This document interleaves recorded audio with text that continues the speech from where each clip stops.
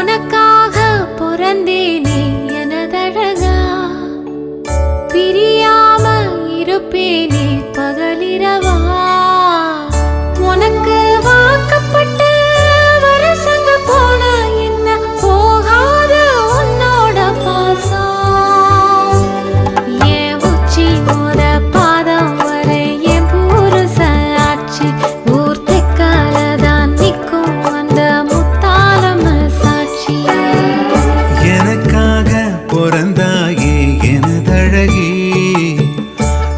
திருமண வாழ்க்கையில காதல் தழும்ப இருக்கும்போது அது பாக்குறதுக்கே இவ்வளவு அழகா இருக்குல்ல.